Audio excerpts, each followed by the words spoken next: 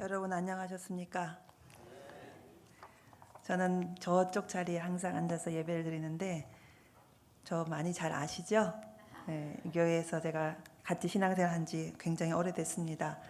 그런데 요새는 조금 제가 바빠서 자주 안 보일 때가 있습니다. 죄송합니다. 하지만 주의 사역을 감당하느라 저를 부르는 곳이 많아져 갖고 열심히 다니고 있으니 이해해 주시면 감사하겠습니다. 기도드리겠습니다.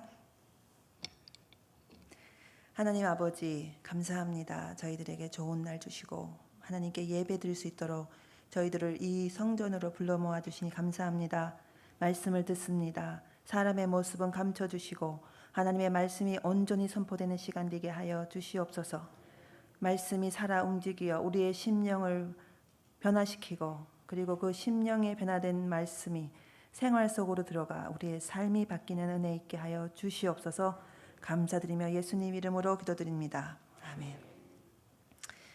여러분, 예수님이 십자가 달리고 돌아가시고 난 다음에 그 전에와 그 이후에 제자들의 삶을 보면 굉장히 큰 변화가 있습니다. 예수님이 달리시기 전에, 십자가 돌아가시기 전에 제자들의 모습은 그야말로 오합지졸, 그야말로 겁쟁이들, 정말 볼품없는 사람들 아닙니까? 여러분들 성경을 공부를 많이 하신 우리 신앙생활 오래 하신 분들은 잘 아시지 않습니까? 배신하고 모른다 하고 팔아버리고 말할 수 없이 한심한 사람들이었습니다. 그런데 여러분 돌변했습니다. 예수님을 믿는 이 사람들, 제자들의 공동체를 그 십자가와 그 다음에 부활 이후에 어떤 일이 도대체 일어났길래 사람들이 갑자기 돌변하고 변해버린 것을 사실은 이제 알 수가 있는데, 여러분 우리는 압니다. 우리는 왜 사람들이 바뀌었는지 아는데 예루살렘에 살고 있었던 보통 사람들은 그 이유를 전혀 알지 못했습니다. 바뀐 것은 알겠는데 왜 바뀌었는지 잘 알 수가 없었습니다. 그런데 여러분 이미 우리는 다 그 이유를 알고 있지요. 예수님이 살아나신 것이고, 그리고 그 살아나신 예수님께서 내 손을 봐라, 만져봐라, 내 옆구리를 만져봐라, 그리고 살아계신 부활하신 예수님의 실체를 보여주셨습니다. 그리고 난 다음에 예수님께서 명령을 하셨는데 이제 땅끝까지 가서 복음을 증거하는 사람들이 되라 이렇게 말씀하신데, 그거 함께 무슨 말씀하셨냐면 그 전에 할 일이 있다. 그게 뭐냐 하면 예루살렘을 떠나지 말고 성령의 충만을 받아라. 이곳에 머물러서 성령이 임하는 것을 기다려라. 이렇게 예수님이 명령을 하셨습니다. 그런데 여러분 이 내용은 예루살렘 사람들은 알 길이 없습니다. 이것은 이 제자 공동체만 알고 있는 사실이었고 바깥에 있는 사람들은 무슨 일이 나는지 도저히 알 수가 없었기 때문에 그 내용을 모르고 밖에서 지켜보는 사람들의 눈에는 갑자기 돌변한 사람들로 보일 수밖에 없는 것입니다. 제자들한테는 지울 수 없는 너무나도 강렬한 온몸이 부들부들 떨리는 경험이었습니다. 그런데 예루살렘 주민에게는 아무런 변화가 없는 일이었는데 갑자기 사람들만 바뀐 것입니다. 사람들의 눈에, 예루살렘에 살고 있는 사람들의 눈에 이 사람들이 뭔가 달라졌다 하는 것을 보여주기 시작한 것, 그리고 그것을 주목해서 사람들이 달라졌네 라는 것을 볼 수 있었던 그 첫 번째가 뭐냐 하면 우리 2장에 보면 나옵니다. 방언이라고 하는 것입니다.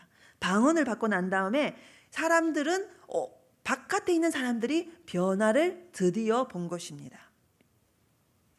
이 방언을 들은 사람들은, 바깥에 있는 사람들은 너무나도 깜짝 놀랐는데 그 이유가 뭐냐 하면 하늘의 언어 기도를 소리가 아니고 그 방언이 사실은 그 당시에 멀리 있는 지방의 언어를 이 사람들이 갑자기 아무런 배움의 배경이 없는데 말을 하기 시작했기 때문이었습니다.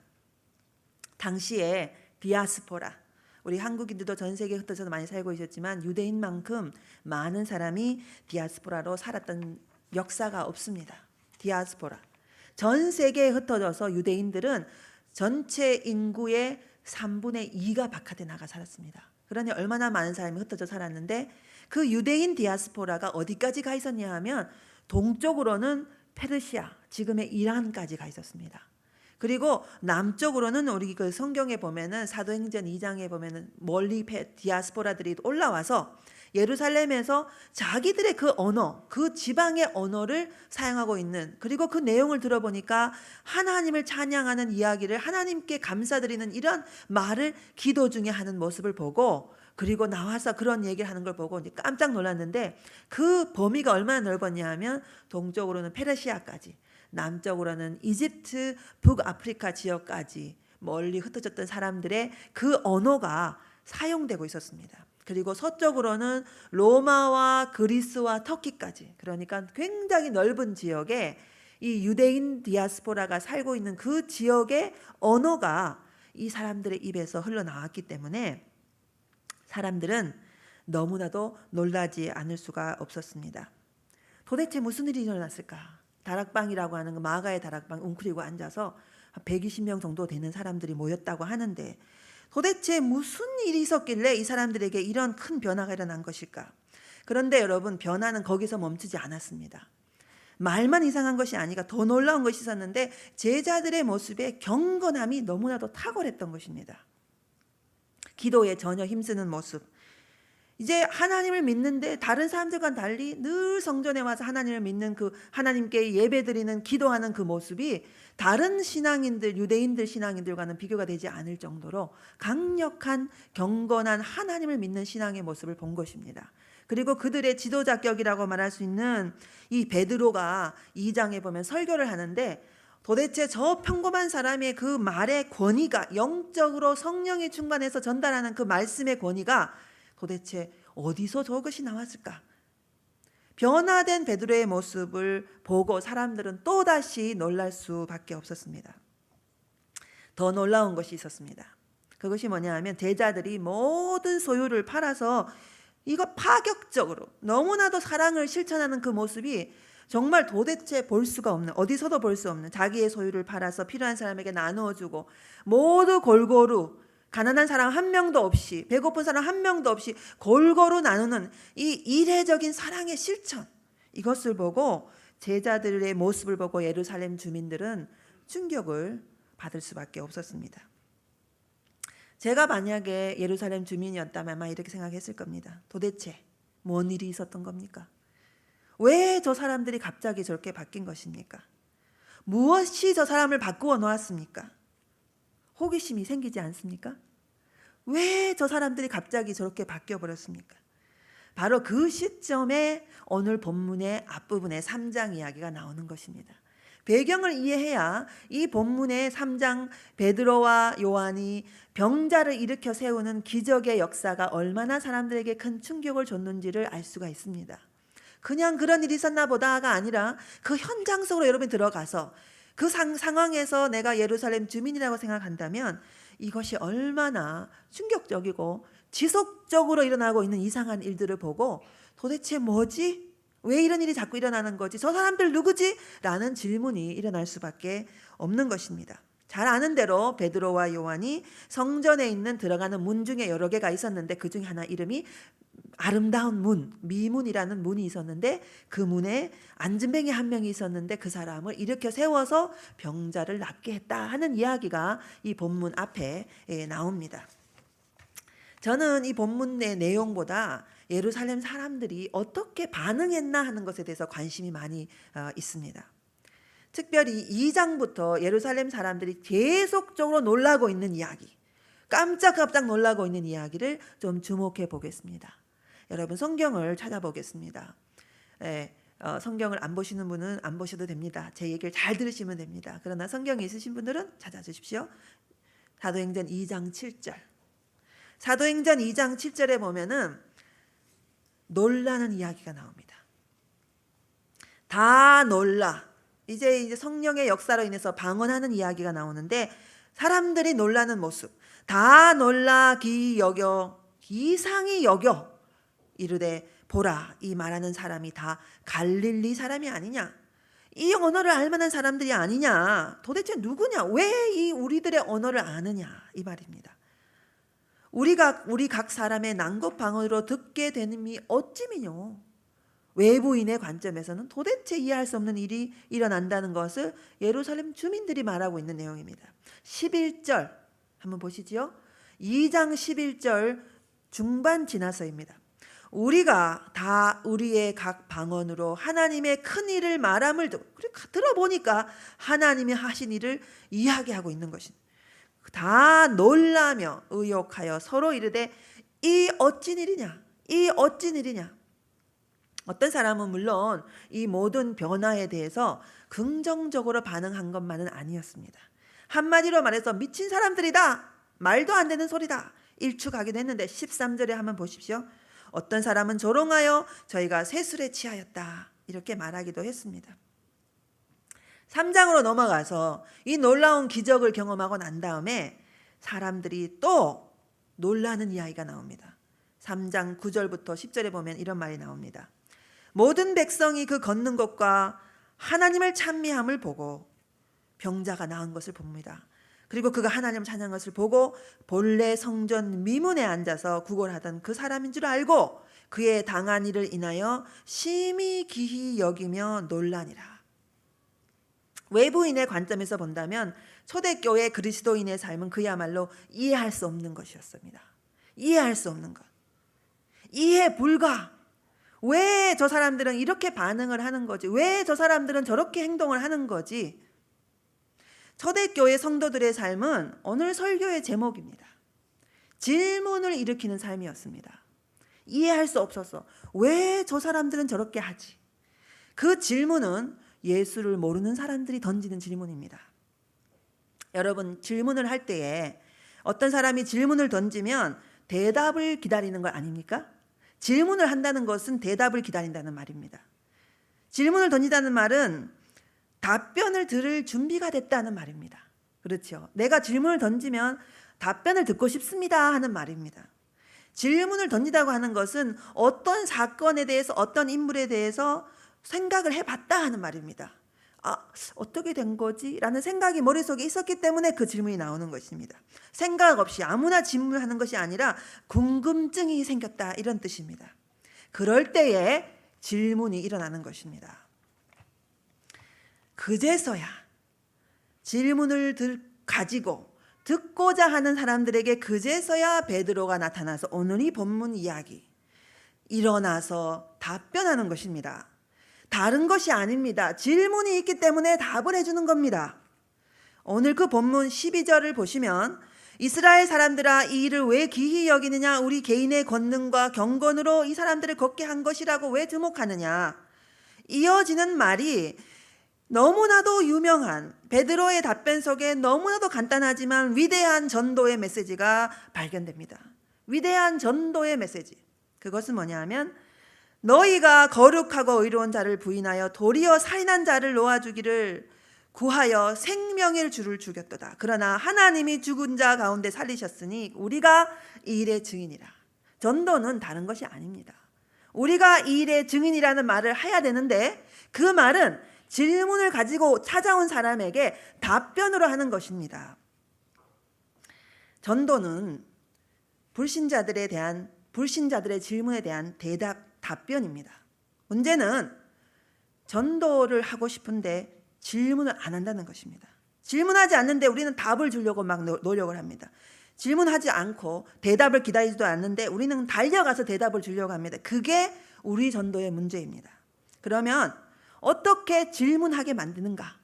그게 가장 중요합니다. 질문을 하게 만들어야 우리가 대답을 하는 것입니다. 오늘 본문에 보면 그 비밀이 나와 있는데 사람들은 우리들의 삶 속에서 이해할 수 없는 모습을 볼 때에 그때 질문합니다. 도대체 왜 저 사람들이 저렇게 하는가? 이해될 수 없는 행동들을 볼 때에 질문을 하는 것입니다. 자신들이 볼 때에는 도저히 받아들일 수 없는 이례적인 사랑을 할 때에 사람들은 놀랍니다. 그리고 질문하게 됩니다. 왜 당신들은 그런 사랑을 합니까? 하나님을 사랑하는 그 경건의 그 고귀함이 너무 높고 거룩하고 엄숙하게 느껴질 때 사람들은 질문을 합니다. 왜 당신들은 그렇게 삽니까? 왜 그렇게 하나님을 따라 살아갑니까? 목회자가 교회에서 혹은 교회 밖에서 영적 지도자들이 범접할 수 없는 권위를 가지고 하나님의 임재를 드러낼 때에 그제서야 사람들은 질문을 하는 것입니다. 왜 당신은 당신의 인생을 던져서 그렇게 하나님의 모습을 드러내려고 합니까?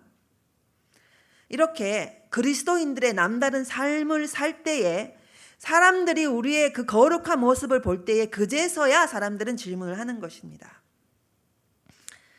우리는 질문을 일으키는 삶을 살아야 됩니다. 질문을 일으킬 때에 사람들이 그것을 보고 왜 그렇습니까? 물을 때에 우리는 그제서야 복음 증거의 언어적 소통이 가능한 것입니다. 베드로전서 3장 15절에 찾지 마시고 듣기만 하십시오.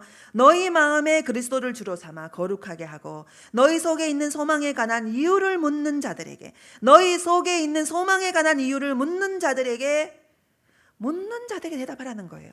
묻는 자들이 여러분이 다가오면 그 자에게 대답을 할 것을 준비하되 온유와 두려움으로 태도는 온유와 두려움으로 하되 찾아오는 질문하는 자들에게 가야 되는데 그 질문을 어떻게 하느냐 하면 앞부분에 나오는 본문에 베드로전서 3장 15절에 너희 마음에 그리스도를 주로 삼아 거룩하게 하고 거룩한 삶을 보여줄 때에 질문이 일어나는 것이고 그 질문을 가지고 온 자들에게 복음을 증거하는 것이 전도입니다.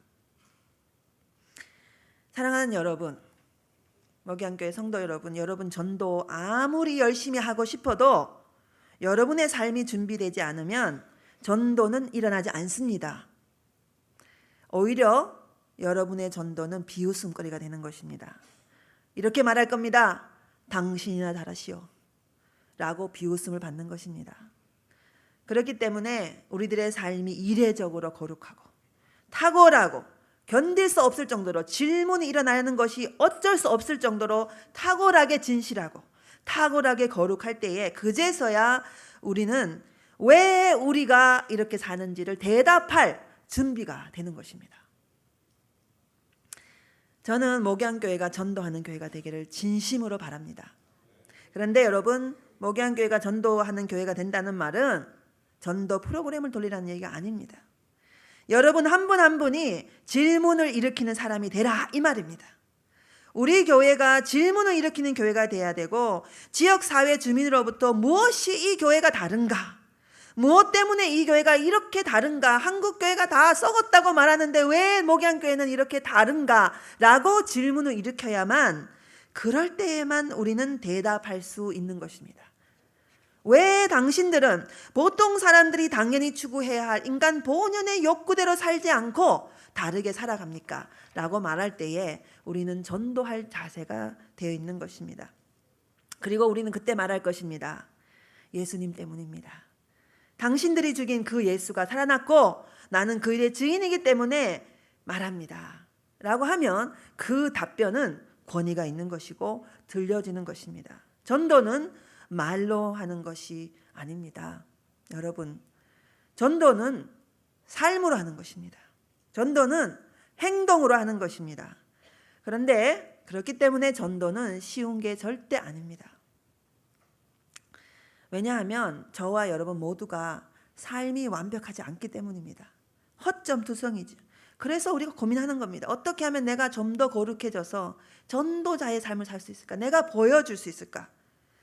얼마나 내가 내 모습을 통해서 살아나신 예수님을 보여줄 수 있는가 고민하고 괴로워하면서 그걸 이루어가는 것, 그럴 때에 전도가 일어납니다. 마샬 맥루한이라고 하는 유명한 학자가 있는데 이런 말을 했습니다. 메신저가 메시지다. 원래는 medium is message라는 말인데요, 이게 무슨 말인가 하면 메시지를 전달하는 존재가 메시지 자체가 된다 이 말입니다. 메시지를 전달하는 내용을 전달하는데 메시지를 전달하는 존재가 메신저가 메시지 그 내용 자체가 되어버린다 이 뜻입니다. 말씀을 마무리하면서 저의 작은 경험을 여러분에게 나누려고 합니다. 한 번은 제가 학교 앞에서 미장원의 머리를 자르러 갔었습니다. 머리 손질을 하러 갔는데 미장원의 젊은 원장이 제가 이제 머리를 자르고 있는데 아줌마, 저 평범한 아줌마라고 생각하고 있는데 학생들이 들어오니까 인사를 꾸벅꾸벅하고 누군지 몰랐다가 화들짝 놀라서 인사를 하고 하니까 신학교 교수님인가 보다 생각을 한 것 같습니다. 이분은 30대 초반의 젊은 여성 원장이셨는데 예수를 믿지 않는다고 합니다. 저는 사실 그분을 전도하려고 한 것은 아니었습니다. 미장원에서 그냥 우리들끼리 하는 얘기처럼 세상에 돌아가는 얘기, 이 얘기 저 얘기를 나누고 있었는데, 문득 제가 신학교 교수라는 것을 알고는 신앙에 대해서 물으면서 이것저것 얘기가 나오게 됐습니다. 그래서 저는 그때 춘천에 있는 교회에 담임 목회를 하고 있었습니다. 그래서 제가 춘천에 있는 저는 교회에 가는데, 제가 좀 독특한 교회 목회를 했었습니다. 그게 정신지체 장애인들 공동체에서 목회를 하고 있었기 때문에 저는 거기서 목회를 합니다. 매주일 그리고 수요일날 제가 2번 거기 가서 설교를 하고 돌아왔는데 참 고단하고 힘들었습니다. 그리고 더 무엇보다 더 예배가 정말 아수라장 같은 예배를 드리는데, 제가 그 얘기를 했더니 이 원장이 참 좋은 일 하시네요 하시더니 자기가 한번 따라오고 싶다는 겁니다. 그래서 제가 그 얘기 듣고 그래요, 춘천에 가는데 한번 가시겠어요 했더니 그래, 말은 뱉어놓고 다시 주워 담을 수가 없으니까 쇳불도 당김에 한번 그냥 밀어붙여보자 해서 그럼 가시죠 이번 주에 해서 제가 그냥 이번 주에 데리고 그분을 모시고 저희 교회를 가게 된 겁니다. 그런데 이제 그 교회에 가갖고 예배를 드리는데, 제가 볼 때 그 여성은 그냥 호기심에 말 한 번 잘못했다가 억지로 따라오게 된 그런 케이스였는데, 문제는 이제 그 다음부터였습니다. 예배를 드리는데 그 예배 장소는 제가 한번 저희 교회에서 설교할 때 얘기한 적이 있으리라 생각이 되는데, 처음 들으신 분도 있으리라 생각이 됩니다. 이 장애인 공동체 예배는 한 200명 정도, 150명 정도에서 200명 사이 선생님을 포함해서 드리는 예인데, 정말 조그만 장소에서 어깨가 부딪힐 정도로 아주 복잡하게 냄새가 지독하고 아주 시끄럽고 뛰어다니는 아이들도 있고 정신없는 예배를 매번 드리게 됩니다. 그럴 때에 어떨 때는 이제 자폐 증세를 보이고 있는 친구는 집착 증세를 보이기 때문에 특별히 제 검은색 양말만 보면은 그 검은색 양말을 예배 도중에 올라와서 벗겨버리고, 그러든지 말든지 저는 예배를 이제 진행을 하는데, 예배가 끝난 다음에 그 자매가 돌아오는 길에 저하고 주거니 받거니에게 어땠습니까? 물었더니 사실 정신이 하나도 없었습니다. 그렇지요. 왜냐하면 너무 처음에 가면 거기가 얼마나 불편하고 복잡하고 싸우고 떠들고 뜯어 말리고 이러면서 예배를 드리는 것입니다. 저는 시끄러우니까 소리를 지르면서 그야말로 진짜 아수라장 같은 예배를 드리니 정신이 하나도 없었다. 그런데 그분은 잊지 못하겠다 그럽니다. 그래서 왜 그러냐 했더니, 저는 목사님을 잊지 못하겠습니다. 그래서 왜요? 그랬더니 아무것도 알아들을 것 같지 않은 이 사람들을 향하여서 땀을 뻘뻘 흘리면서 더웠던 것 같아요. 땀을 뻘뻘 흘리면서 뭔가 전달하려고 애를 쓰면서 소리를 지르는 그 모습이, 그게 감동적이었다는 것입니다. 아름다워 보였다는 것입니다. 제가 그분은 속으로 생각해요. 저 교수님이라는 분인데 왜 저러지? 왜 이 멀리까지 와서 그 길도 많이 막히는 이 멀리까지 와서 이 4시간까지 걸리는, 집으로 돌아가는 길은 4시간이 걸리는 길, 2시간이면 가는 그 거기를 4시간이 걸려서 피곤해. 그래서 제가 4년 목회하고 난 다음에 결국에는 너무 무리가 돼서 제가 신우신염으로 병원에 입원까지 하고, 제 평생에 처음으로 건강한 사람인데 병까지 나는 이 정도의 고생을 했던 그 모습을 보면서 왜 저 사람이 저러는가 질문이 일어났던 것 같습니다.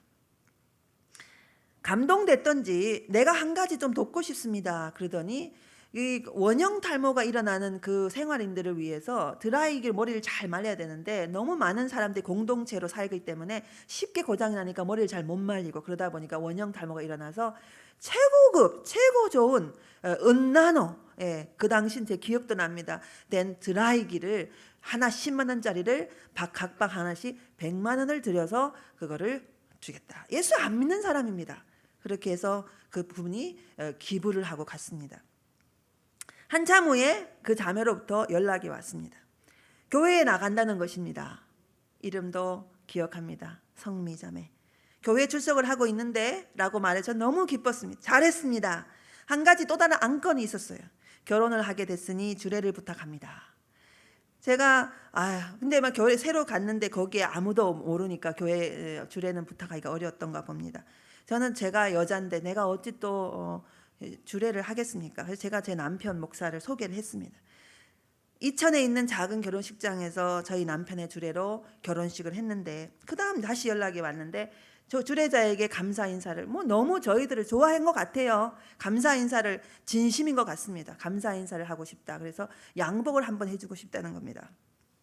저는 그것이 부당하다, 내가 어떻게 새로 믿는 예수 믿는 사람한테 줄에서 한번 썼다고 양복까지 얻어먹는 그런 목사가 되겠나 싶어서 아닙니다. 거절을 정중히 하고, 그러면 제가 만약에 꼭 교회에 헌금을 하고 싶으면 우리한테 하지 말고 지금 출석하는 그 교회에 결혼 감사헌금을 하십시오 했더니, 주일이 지났는데 그 교회, 제가 잘 아는 교회죠, 그 교회에 부목사님으로부터 전화가 왔습니다. 목사님, 교수님, 왜 우리 교회 오셔서 헌금하고 가셨습니까? 그래서 제가 놀라서, 제가 왜 그 교회를 가서 헌금을 합니까? 이 자매가 제 이름으로 헌금을 X까지 밝혀서 죄송합니다, 100만 원을 했습니다. 저는 그것을 보고 얼마나 마음이 기쁘고 감사한지 저는 감히 여러분 앞에 고백합니다. 서성미 자매의 믿음의 여정에 저는 작은 도움을 준 사람이라고 생각합니다. 하나님은 우리 모두를 개개인의 인생의 여정에 만나는 도우미로 살라고 우리를 불러주셨는데, 서성미 자매의 생애의 작은 징검다리, 믿음의 여정의 작은 징검다리가 저는 되었지 않았나 이렇게 생각을 합니다. 저는 다른 걸 한 게 아닙니다. 그냥 내가 살아가는 모습을 보여주고 먼 곳까지 가서 알아듣지 못하는 학생들에게 땀 흘리 복음을 전하는 그 모습, 주례자가 양복 받는 게 너무 과한 것 같아서, 그거는 목사로서 부당한 것 같아서 거절한 것뿐 다른 것을 한 것이 없습니다. 그냥 내가 할 수 있는 믿음의 범위 안에서 보여준 것뿐입니다.